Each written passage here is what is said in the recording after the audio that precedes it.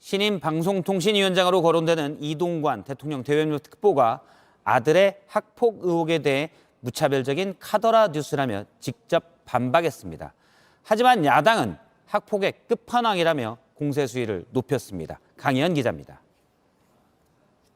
민주당은 이동관 대외협력특보의 아들이 12년 전 고교 시절 학교 폭력을 저질렀다며 의혹을 제기했습니다.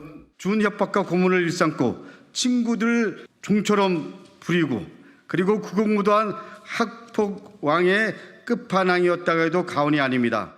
그러면서 윤 대통령에게 이 특보를 방통위원장에 내정해선 안 된다고 요구했습니다. 이 특보는 오늘 8쪽짜리 입장문을 내고 직접 반박에 나섰습니다. 학폭 논란이 빚어진 데 대해 대단히 송구스럽다면서도 야당 대표까지 나서 무차별한 카더라식 폭로를 지속하고 이것이 왜곡 과장돼 확대 재생산되는 상황에 더는 침묵할 수 없었다고 입장을 밝혔습니다. 이 특보는 물리적 다툼이 있었던 건 사실이지만 일방적 가해 상황은 아니었다고 밝혔습니다.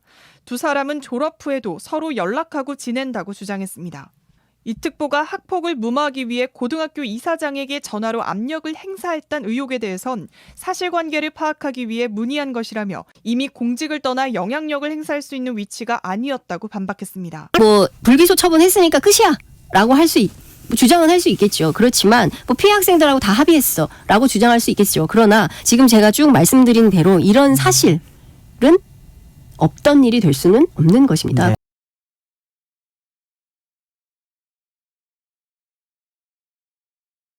이동관 특보가 그 당시에 부당한 개입을 했느냐 여부가 가장 중요한 것이거든요.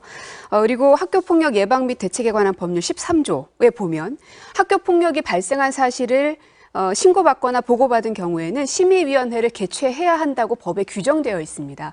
이것은 피해자가 안 열었으면 좋겠다 혹은 가해자가 안 열었으면 좋겠다라고 해서 안 열어도 되는 게 아니거든요. 무조건 열어야 하는데 어떤 이유 때문에 열리지 않았는지에 대해서는 아직 규명되지 않은 상태라는 것이죠. 저는 말씀하셨던 것처럼 전 수석 특보의 아들이 가해 학생인 거고요. 네. 피해 학생들이 한 4-5명 정도 되는 걸로 알려지고 한 명이 있어요. 아니에요? 네, 취재를 했어요.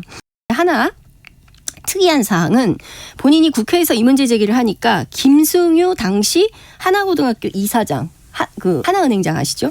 이분이 국회의원회관 의원실로 직접 찾아왔다는 거예요. 아무런 예고도 없이. 그래서 뭐라고 하더냐라고 제가 물어봤더니 굉장히 궁색한 입장으로 관련 자료가 없다. 별 문제 없는 일이다라고 했다는 겁니다.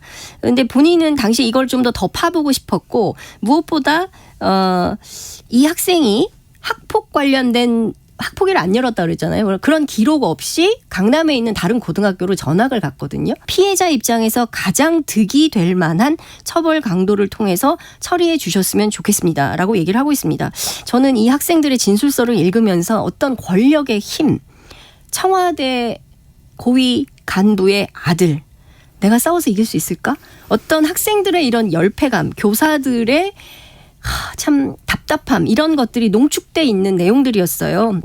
불기소 처분했으니까 끝이야 라고 주장은 할 수 있겠죠. 그렇지만 피해 학생들하고 다 합의했어 라고 주장할 수 있겠죠. 그러나 지금 제가 쭉 말씀드린 대로 이런 사실은 없던 일이 될 수는 없는 것입니다. 내가 요 말은 꼭 하고 싶어요. 자식은 부모의 거울이라는 말이 있어요.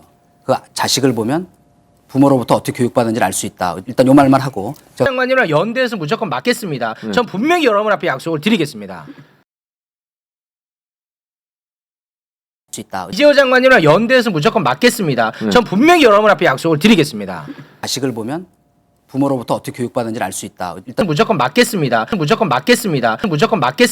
전 분명히 여러분 앞에 약속을 드리겠습니다.